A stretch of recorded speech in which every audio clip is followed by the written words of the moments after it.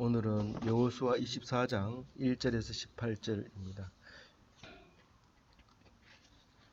여호수아가 이스라엘 모든 지파를 세겜에 모으고 이스라엘 장로들과 그들의 수령들과 재판장들과 관리들을 부르매 그들이 하나님 앞에 나와 선지라.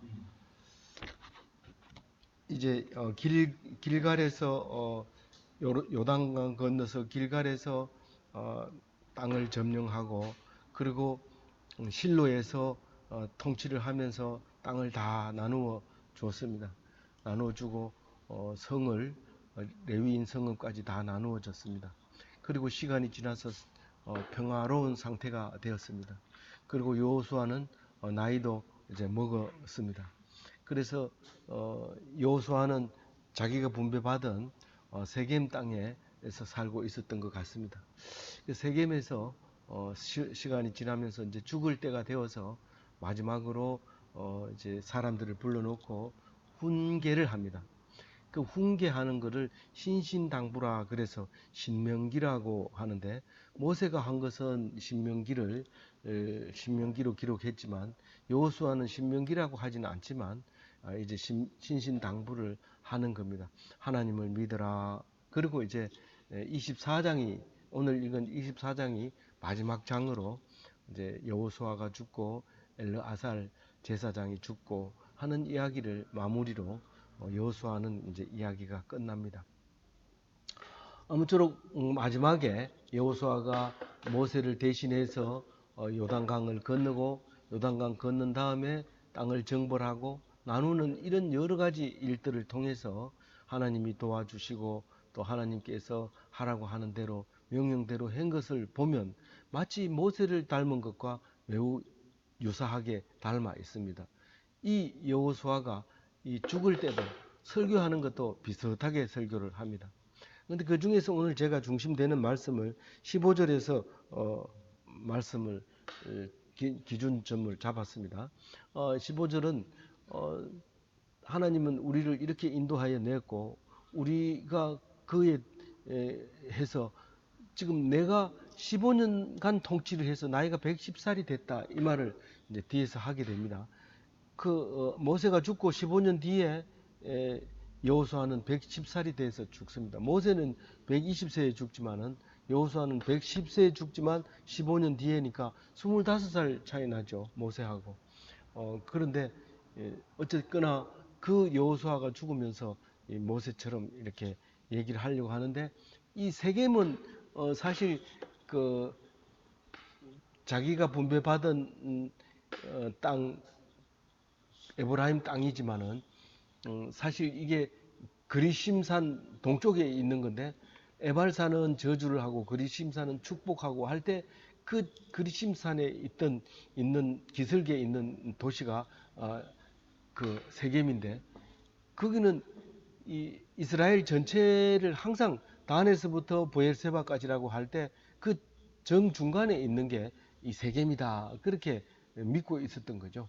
그리고 아브라함이 그 갈대아 우르를 떠나서 가나안 땅을 처음 발을 들여놨을 때 거기서 처음으로 하나님 앞에 제사를 드렸던 곳이 이 세겜입니다. 그런데 나중에 야곱이 바단 아람으로 갔다가 돌아와가지고 땅을 사고 또 무력으로 그 땅을 점령하고 그런 곳이 이 세겜입니다.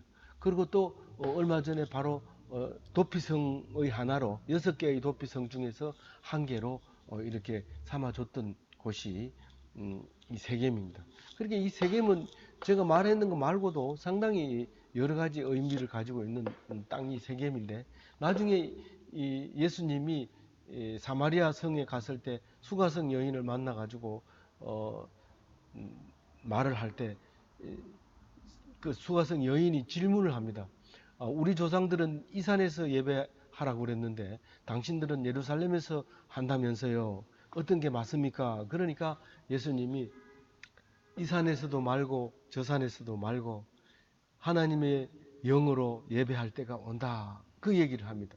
그럼 우리가 구약을 읽으면 갑자기 이 제단을 차려야 될 것 같고 제사를 드려야 될 것 같지만 사실 그게 필요가 없는 거죠. 왜냐하면 예수님이 오시고 나서는 그 제단이 필요 없다는 것을 지금까지 이 그 목회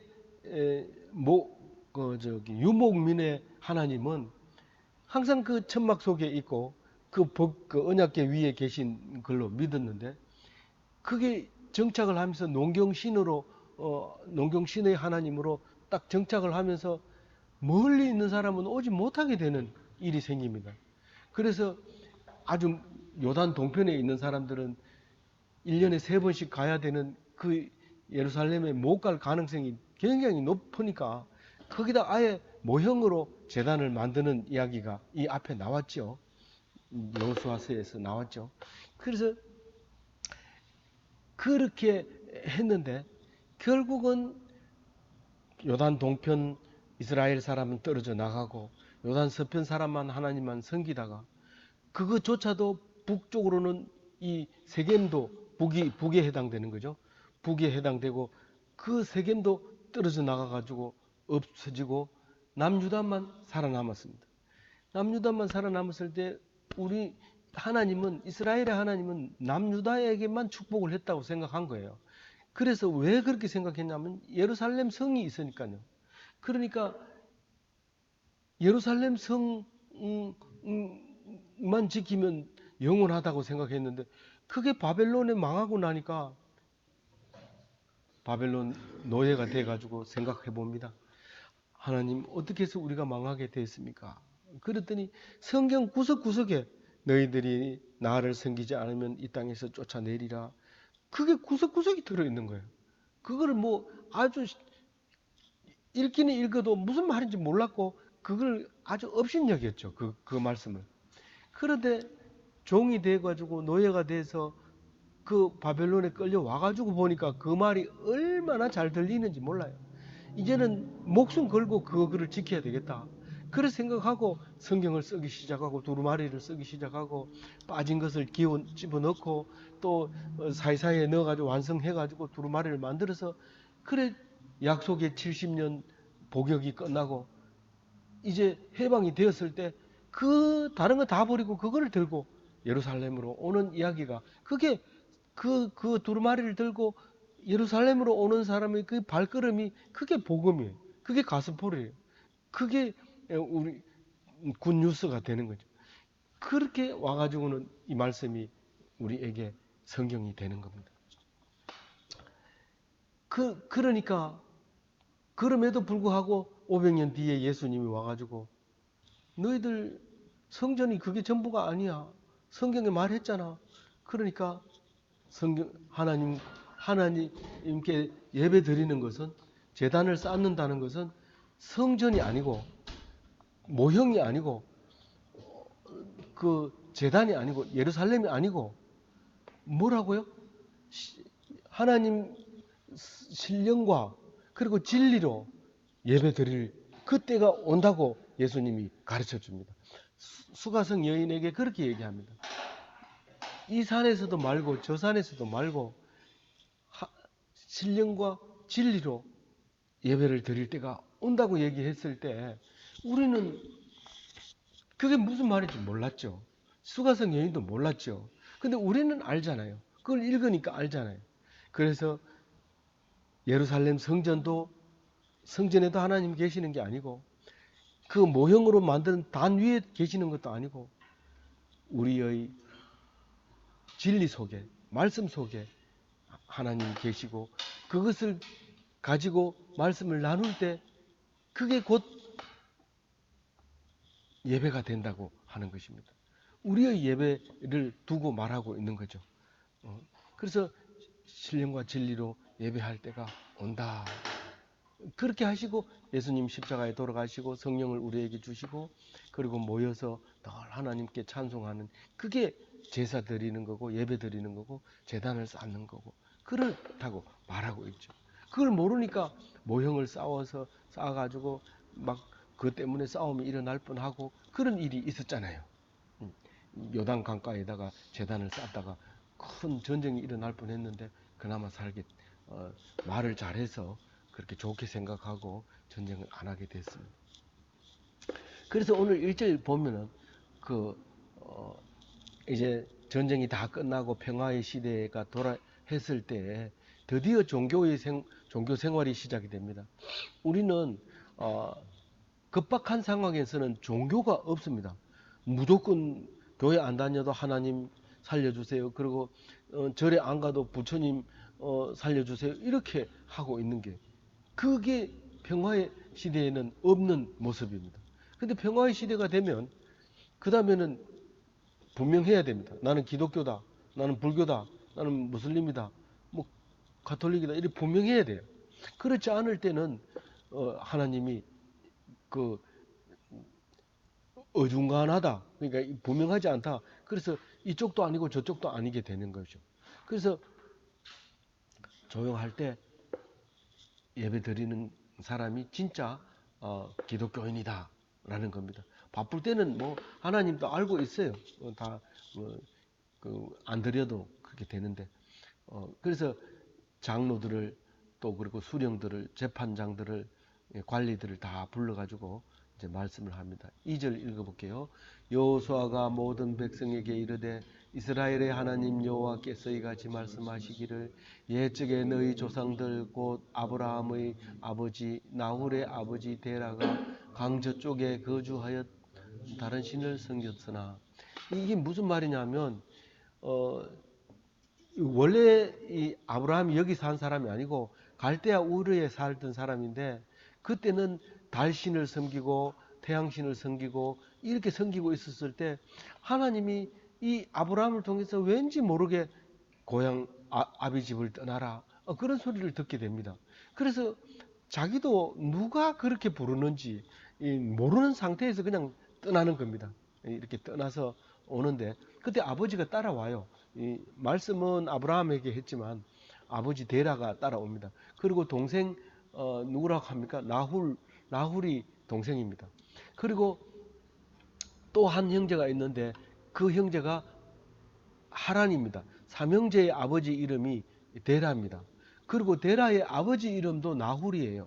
실제로 성경을 보면 창세기를 보면 그렇게 되어 있는데 우리는 뭐 아버지 데라의 아버지 나훌은 말하지 말고 데라의 아들 나훌과 데라의 아들 아브라함과 데라의 아들 하란이 삼형제가 있었는데 하란은 이 출발하기 전에 갈대아 우르에서 죽어버려요. 죽어버리고 나훌과 아브라함만 조카 롯을 데리고 데라를 데리고 하란 땅으로 오게 됩니다. 그래서 하란에서 아버지 데라가 죽고 조카 롯과 같이 아브라함은 길을 떠나서 가나안 땅으로 오게 되는 이야기입니다. 그 얘기를 하면서 그럼 그 강 저쪽에 거주하던 다른 신들을 섬겼으나 할 때 그 강은 유브라데스 강을 말하고 있는 거예요.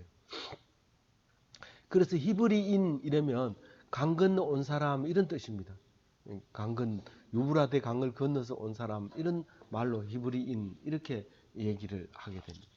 3절에 보면 내가 너희의 조상 아브라함을 강 저쪽에서 이끌어내어 가나안 온 땅에 두루 행하게 하고 그의 씨를 번성하게 하려고 그에게 이삭을 주었으며 이삭을 안 주니까 종이에게 난 그 이스마엘을 이제 얻게 되죠. 근데 여기는 이스마엘을 얘기를 안 합니다.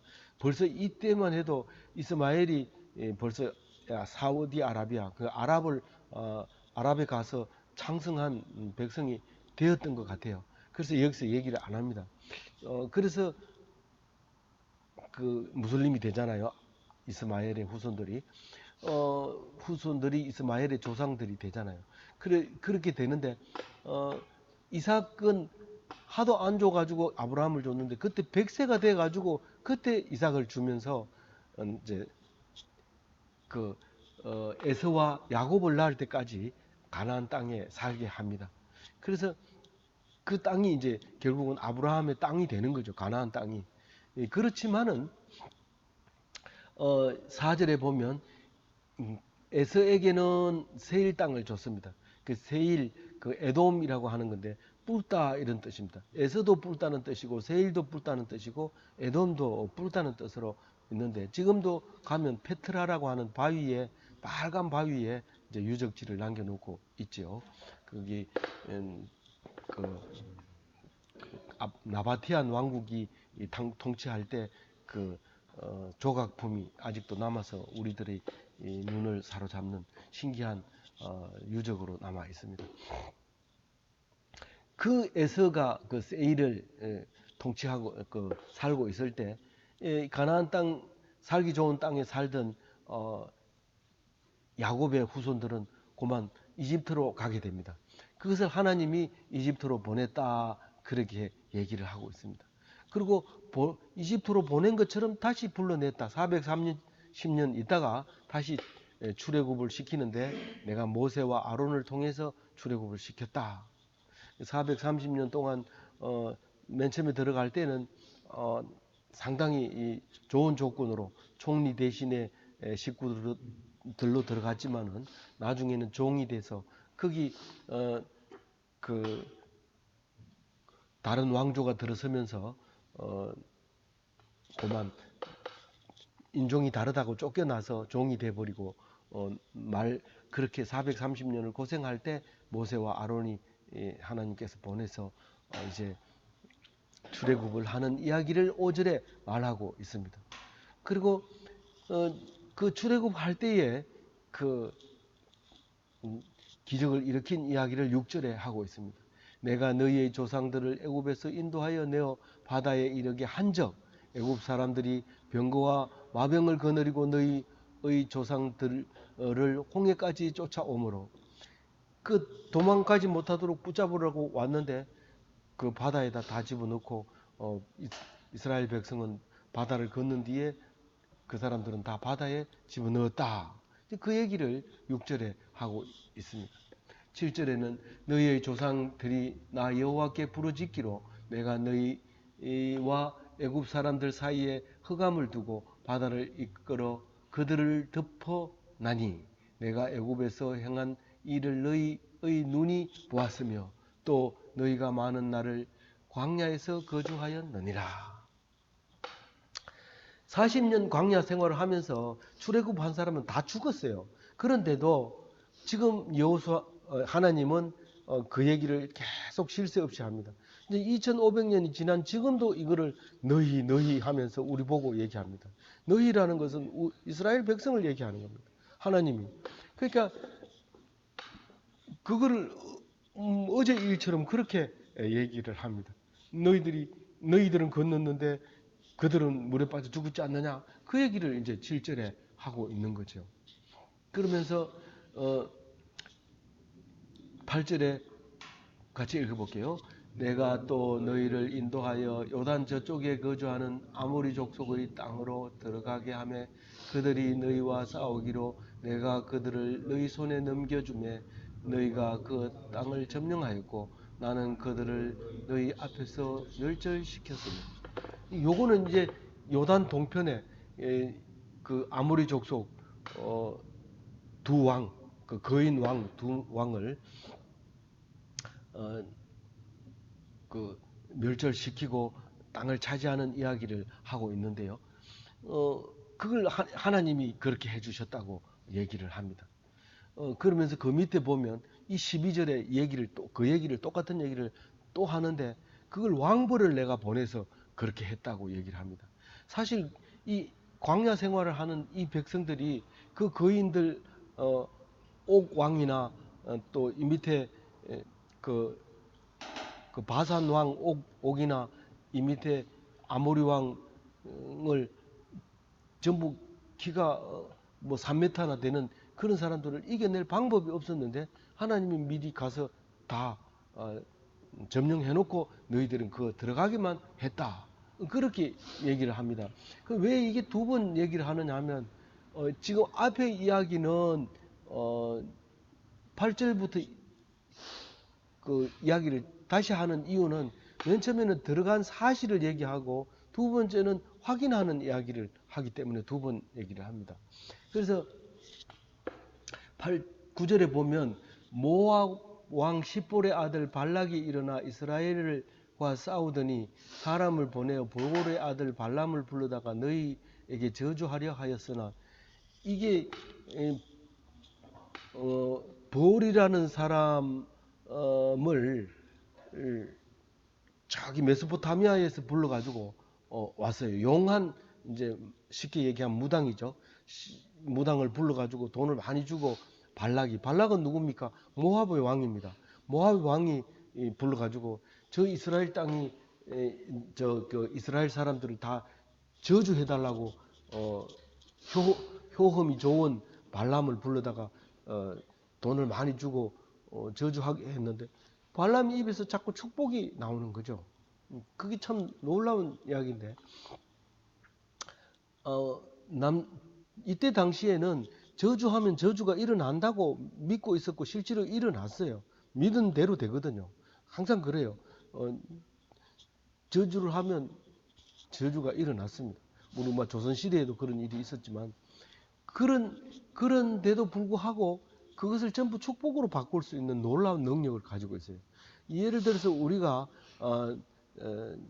태풍이 오거나 무슨 해일이 일어나거나 해서 온 재산이 다 없어졌다 할지라도 그것은 분명히 저주지만은 그러나 하나님 백성은 그걸 축복으로 바꾸는 기술이 있었던 거죠. 그리고 하나님이 그렇게 또 하시는 거죠. 그 얘기를 이제 9절에 하면서 하나님이 건져줬다고 10절에 얘기를 합니다. 그가 오히려 너를 축복하였고, 이 말은 뭐 그 사람이 실제로 말을 못해서 축복하는 것이 아니라 저주했는 그 일들이 다 축복으로 바뀌는 거 보니까 이 모압 사람들이 네 저주하라는데 왜 저 사람들이 점점 더 잘 사느냐 그렇게 말하게 되는 것이죠. 그러나 우리는 절대로 그게 저주가 먹혀들지 않는 그런 놀라운 이스라엘 백성이었다는 거죠. 그러면서 이렇게 얘기합니다. 11절에 요단강 건너서 7 족속을 쫓아내지 않았느냐. 너희들이 싸우니까 내가 너희들 편에 서서 그 사람들을 이기지 않았느냐. 심지어는 해가 모자랍니다. 다 죽이거든 해가 지세요. 그렇게 해가 안 지고 다 죽일 때까지 기다리고, 또 어떤 경우에는 칼로 치기 힘들다고 하나님이 우박을 내려가지고 죽이는데 칼로 쳐서 죽인 사람 수보다 우박에 맞아 죽은 수가 더 많고, 그렇게 하면서 하나님이 계속 7지파를 다 이제 쫓아내기까지 도와줬다. 그 얘기를 11절에 하죠. 그러면서 다시 한번 그 얘기를 고상하게 아주 멋있게 한번 더 합니다. 12절 읽어볼게요. 내가 왕벌을 너희 앞에 보내어 그 아모리 족속의 두 왕을 너희 앞에서 쫓아내게 하였나니 너희의 칼이나 너희의 칼로서 이같이 한 것이 아니며, 칼이나 활로 너희들이 이 거인들을 쫓아내고 그런 게 아니라 내가 왕벌을 보내가지고, 왕벌은요 이겨낼 벌이 없습니다. 왕벌은 뭐 그냥 꿀벌한테 가가지고 그냥 1초에라도 몇 번이고 잡아먹어요. 딱딱딱딱딱 그 집게로 엄청 만에 1시간 만에 그 앞에 벌통 앞에 초토화 시켜버립니다. 이 왕벌이. 그래서 이런 그렇게 독을 많이 가진 그 벌을 있더라도 그보다 더 큰 벌을 보내서 아모리 동쪽 아모리 왕 두 왕을 이기고 너희들이 자리를 차지하게 해 주었지 않느냐. 그러면서 너희들이 지금은 어떠냐. 내가 또 너희를 수고하지 아니하는 땅을 주고 건설하지 아니하는 성읍을 주고, 이 성읍 하나 건설하려면 굉장히 힘들고 고된 고역을 해야 성을 뺑 둘러가면서 담을 싸고 그리고 그 안에 들어가자 합니다. 물론 사람도 침입을 못하지만 짐승도 들어오지 못하고, 그리고 심지어는 태풍이나 이런 것까지도 견딜 수 있도록 이 성읍을 이렇게 잘 만들어 놓은 거죠. 그런 성읍이 그냥 공짜로 들어가 사는 거죠. 그리고 그 안에서 살고 있는데 또 심지 않은 포도원과 감람원까지 줘가지고 그 열매를 따먹고 있지 않느냐. 아주 세세하게 얘기를 하고 있죠. 그러니까 너희들은 이제 하나님만 섬겨야 된다. 그러면서 당부를 하고 있는 얘기입니다. 이 당부는 모세하고 똑같아요. 모세하고 똑같이 이 마음과 정성과 뜻을 다하고 힘을 다하고 모든 힘을 다해서 하나님을 섬겨라. 그렇게 당부를 합니다. 그런데 14절에 뭐라 합니까? 너희 조상들이 강 저쪽과 애굽에서 섬기던 신들을 치워버리고 여호와만 섬겨라. 강 저쪽이라 하면 아마 바벨론을 얘기할 겁니다. 그 바벨론에서 섬기던 신도 버리고 이집트에서 섬기던 신도 버리고 그리고 오직 하나님만 섬겨라. 그렇게 얘기합니다. 우리가 교회에서 예수 믿으세요 이렇게 얘기하면 우리 다 믿는데 이렇게 얘기할지 몰라요. 근데 그 말소리가 처음 듣는 것 같아요. 그래서 제가 어떤 교회 한참 다니고 있을 때 부흥회를 한다고 그래서 갔어요. 갔더니 부흥 목사님이 예수님은 꼭 믿어야 됩니다. 예수 믿을 사람 손 드세요. 이러니까 당연히 손 들었죠. 처음 믿는 사람 이랬으면 안 들었을지 모르지만 예수 믿는 사람 손 드세요. 이러니까 손 들었더니 뭐 선물도 막 주고 이래요. 그런데 옆에서 왜 당신은 원래부터 믿었는데 왜 손 드느냐 이래가지고 선물을 뺏긴 적도 있는데 이 교회에서 예수 믿으세요 이렇게 얘기해야 되지 밖에 나가서 그렇게 얘기하면 요즘은 걸려요. 선교사로 가서도 그걸 알아야 되고 우리나라에 있으면서도 이제는 조심해야 돼요. 그러면 종교를 강요했다 해가지고 붙들려 가요. 그리고 또 기도를 못하게 하면 종교를 탄압한다 해서 붙들려 가요. 그래서 종교의 자유는 2500년 전이나 지금이나 여전히 있습니다. 이 종교의 자유에 대해서 15절에 말하고 있어요. 종교의 자유에 대해서 15절 한번 읽어봅니다. 어떻게 자유를 줬는지. 만일 여호와를 섬기는 것이 너희에게 옳지 않게 보이거든 너희 조상들이 강 저쪽에서 섬기던 신들이든지 또는 너희가 거주하던 땅에 있는 아모리 족속의 신들이든지 너희가 섬길지라 오늘 택하라. 오직 나와 네 집은 여호와를 섬기겠노라. 여호수아가 그러잖아요. 이거 예수 믿으라고 하나님 믿으라고 강요하지는 않는다. 너희들이 원하면 오늘 선택해라. 그 얘기를 합니다. 강 저쪽에서 바벨론에서 섬기던 사람이든지 애굽 저쪽에서 섬기던 아시리스인가 뭐 그런 신을 섬기든지 또 여기 와가지고 몇 년 됐는데 십몇 년 됐는데 여기에 신을 섬기든지 너희들이 오늘 결정해라. 오늘 결정해라. 그렇게 얘기합니다. 그리고 참고로 말하는데 나는 하나님을 섬기겠다. 그렇게 이제 여호수아가 선포를 합니다. 그러니까 뭐라고 한다고 그래요? 당연히 하나님 믿겠습니다. 이렇게 합니다. 16절을 읽어봅니다. 백성이 대답하여 이르되 우리가 결탄코 여호와를 버리고 다른 신을 섬기기를 하지 아니하오리니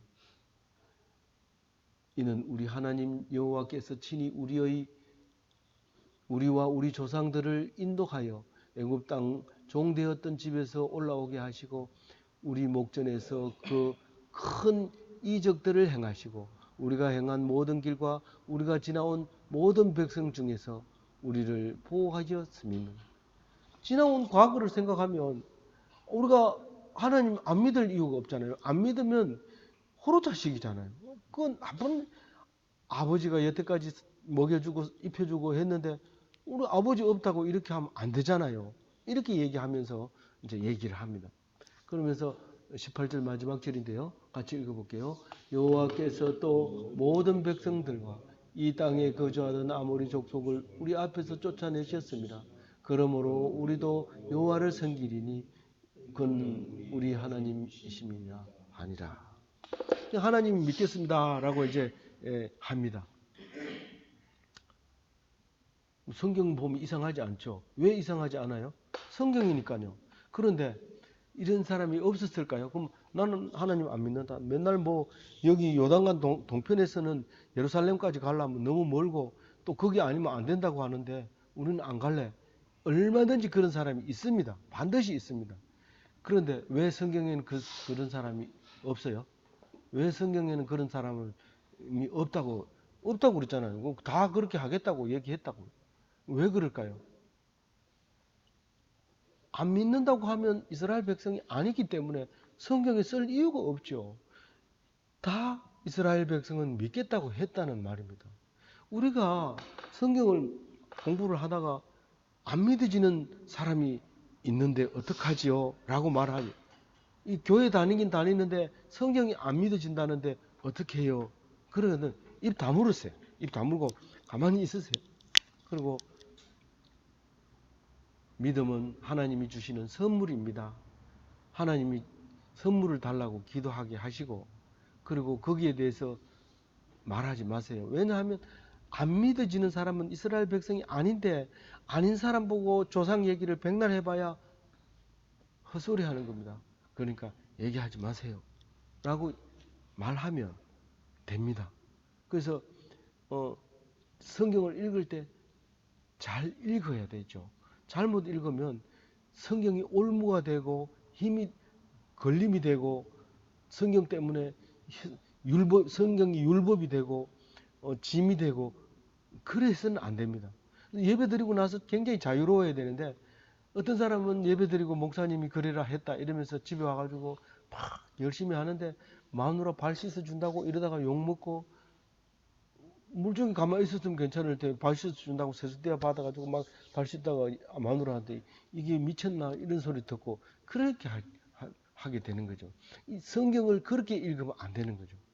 자유로워야 돼. 내가 마누라 발을 안 씻겼는데도 발 씻겨준 것처럼 존경을 받고 그런 걸 보면 하나님 감사합니다. 그리고 그 은혜 속에 살아야 돼요. 그래서 개신교는 오직 은혜, 오직 말씀, 오직 성경. 말씀이 성경이고 오직 믿음. 이 세 가지가 우리에게는 꼭 필요한 거죠. 아무쪼록 신앙을 강요하지 말고 믿음이 없는 사람에게는 선물을 달라고 하나님 앞에 쪼르면 그 기도는 잘 들어줍니다. 그러니까 안 믿어진다고 싸우지 말고 안 믿는다고 싸우지 말고 믿어질 수 있도록 그렇게 해주세요. 우리 딸 보고 믿으라 그러니까 아빠가 늘 얘기했잖아요. 뭐라고? 꼭 어른들이 잘 믿는 어른들이 죽어야 그 자식들이 믿지. 잘 믿는 어른들 있을 때는 자식들은 절대로 안 믿는다고 그런 얘기 한 적을 내가 들었어요. 그러면서 얘기하더라고. 그걸 진짜로 그렇게 믿고 있는지 좀 답답하긴 합니다만은 어쨌든 그 말은 사실입니다. 그래서 안 듣거든 내 죽거든라도 잘 믿으라 그렇게 하고 그냥 내버려 두시고 안 싸우는 게 나아요. 안 믿는다고 싸우는 것보다 안 믿어도 안 싸우는 게 기독교적이고 하나님의 뜻입니다. 꼭 그렇게 돼서 복 받는 가정 되시기 바랍니다.